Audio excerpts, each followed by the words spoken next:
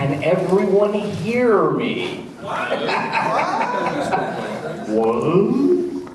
Okay, I will be doing a talk on maintaining TK extensions. At the same time, I will be trying to keep my voice down to what? At 10 beats per second? Thank you. Okay, computer, there we go. So, what I did this summer, I had to recreate the Canvas 3D widget for the Mac platform. You're very welcome. And I also did try my hand at building zip kits this year, and I discovered that both are way harder than they honestly have to be. So, the little basic on what the Canvas 3D does, it's an OpenGL window that can be manipulated in TK like Canvas. Let me show you guys what's going on real quick. It's really hard to type with the microphone. I can see where the little bell thing's coming in.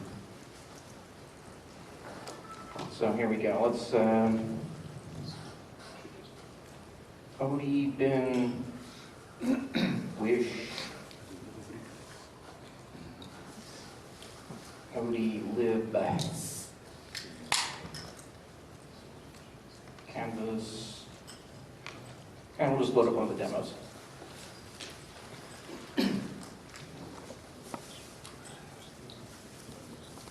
And you can see we've got a nice thing. And you will notice, though, that I am here on the Happy Apple display, which you couldn't do earlier this summer. So a couple of things kind of came together at once. One is that the OpenGL widget had not been updated since Carbon was released. And at the same time, OS X swapped over to 64-bit and made all of their old 32-bit backward compatible libraries unavailable, at least for compiling. So we didn't notice it for about a year because everybody was falling back to, oh, well, I can just compile against the Carbon libraries. And when you loaded the new 64-bit Xcode, those libraries weren't there anymore. So when transitioning to 64-bit, I would run into interesting problems like this. Now, can anybody spot what is wrong? Oh, it took me a bit, and I think about 3 days with Valbrand and a couple of emails back and forth with Kevin Kenny. You forgot the No. Okay. I am treating a pointer as an array. Now, that particular chunk of memory is hard-coded to be 8 bytes wide. Now, on a 32-bit platform, you can fit 2 pointers in there. On a 64-bit platform, not so much. And it was even worse because there's areas behind here in that data structure that would be overwritten. So you would just watch this thing die horribly at some random point in the future. Because you didn't actually segfault then, you segfaulted much later. So in this particular case, I was able to get by without it because what's happening here is it's trying to preserve the tags. And if something were to fail when you were developing Canvas tags, it's supposed to be able to restore what was going on before. But if you've got problems adding tags to Canvas items, you have a few more problems than having to restore what was there before. All right. The other thing I ran smack up against was basically dealing with Cocoa. Canvas 3D ended up relying very heavily on TK Mac OS X Private, which is a cardinal sin. And I also had to duplicate portions of TK's garbage collection implementation, and I also had to recreate the ability to make sub-windows. Basically, on other platforms, an OpenGL is strapped to a window, and as long as you're updating the pixel map, it's happy. You create a GL context, and you give that GL context a bitmap to work with, and works great on Windows, works great on Unix, works great on Carbon. And TK does all the heavy lifting as far as how you're interacting with the window manager and resizing and all that. On Cocoa, in their infinite wisdom, they decided that no, OpenGL is actually a type of window. So to instantiate an OpenGL widget in Cocoa, I actually have to be able to create my own windows, which the TK API doesn't allow you to do right now. So basically it boils down to an OpenGL window on Cocoa is a subclass of the basic window set, and it has its own special sauce that goes on with inside. And they have to interact directly with the operating system. So all of a sudden I'm having to do a lot of what TK would normally do in the extension. It's really hard for me to explain, largely because I had a hard time figuring it out. So here's a basic diagram of what's usually going on. You've got your OpenGL context, which has all of your 3D primitives, your, what angle you're looking at the display, and when it takes a snapshot of what's going on, it populates a pixel buffer. And then that pixel buffer just gets copied over to the window, and the user sees the output.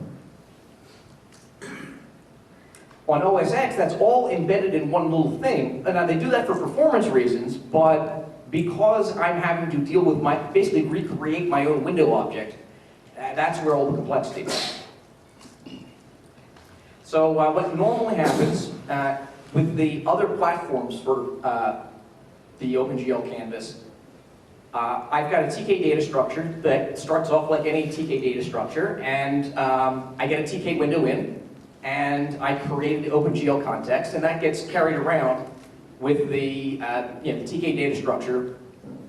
Everybody's happy. It looks and acts just like any other canvas. Any other widget, because it's technically living inside of a window or just modifying a window. TK is doing all the windowy stuff for me.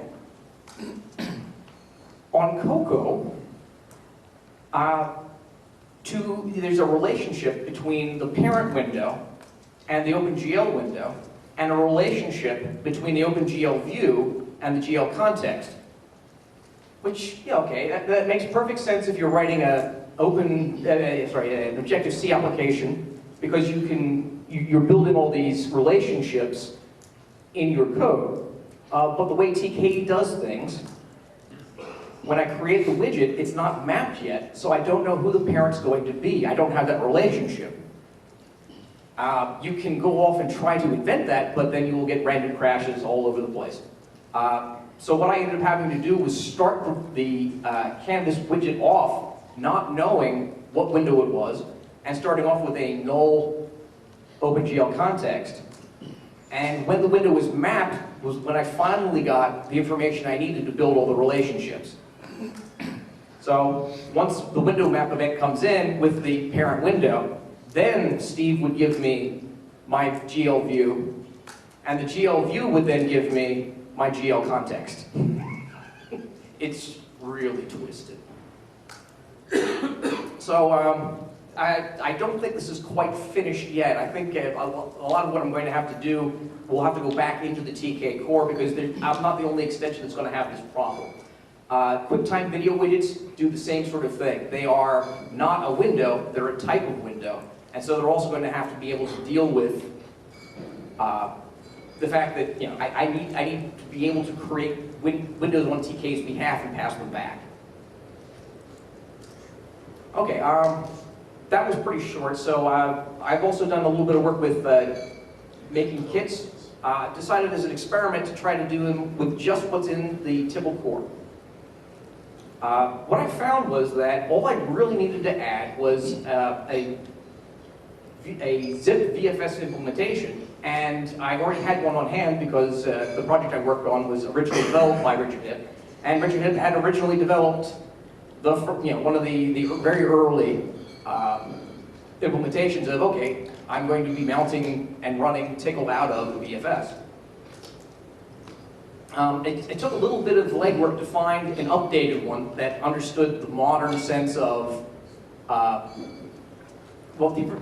originally it had to invent virtual file systems for Tickle. It has evolved since then, but it's evolved in many projects in parallel. So it was a bit of a scavenger hunt to find a VFS that works, and works well with 8.6. And I ended up having to modify somebody else's, but I've totally lost the notes. I'll have to find out which one I finally cribbed, and so I can at least explain what was going on. And the rest of it, once I had that VFS.c file, was pretty easy. zlib is either directly in the core, or it's close enough that I can just tell the compiler, hey, go to Tickle for it.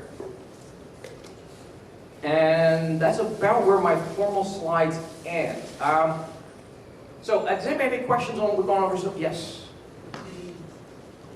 The QuickTime player and with being a type window and the other one, that's only on Mac, or is that also on the other platform? That's only on Mac, and it's unique to Cocoa. But it does solve some of the problems we would have on porting TK to iOS, because iOS is also uses the Cocoa engine. Question in the back. Have you talked with Kevin Walzer? Not yet. Because I imagine he would have opinions. Oh, definitely. Regarding the ZipKit type of implementation, what other extensions are required? VChan, anything else? No, I was able to do it with just the a ZFS implementation linked into my executable, and everything else worked. Because we have all the parts now. We have a VFS in the core, we have a zlib in the core, and I just need to tell it how to mount a VFS, and I modified the Tickle init process. So the first thing it looks for is, can I mount my own executable as a zip file? And then it was very, very easy. I have the implementation, you'll get the implementation on the stick. You'll see an od.fossil file. It's kind of my whole personal spell kit. But inside of there's a toadkit, basically a toadkit directory that has all the scripts to generate it. Yes? The abstract that's on the conference webpage mentions updating TK-HTML. Did that not happen? That did happen. It just wasn't nearly as sexy as everything else. It was just a couple of... there were some issues with they were following the T-sample extension pretty extensively, and I just had to update that a little bit. I mean, it's just normal maintenance on that one. I thought it was going to be a bit more ambitious. That got back into the fossil, or into the repository for that? Well, that's an even better question. Actually, I think it's just distributed as a tarball file now, so we really do need to put it in as a... Yeah, please get it back into the repository so that Active State can build it. Yes. And then the rest of us can use it. And then I also have some updates to the image toolkit. Again, nothing in the code, it's all in how it's built. Okay, well then, how am I doing on time? You have 15 minutes. You can only do half your time. Oh, Question. yes, Steve. In your, you work with the 64-bit conversion as well in that project, right? Yes. And so you can assist in maybe putting together a document so that you can help us do 64-bit conversion of our extension? Yeah, it was originally supposed to be a paper for this year's conference. I just ran out of time during the summer. Well, maybe, again, maybe it's something we could all collaborate in on at some point. Definitely. If we don't have anything else, I guess we'll just push the schedule forward a little bit. That sounds great. All righty. Well, thanks so much, guys. And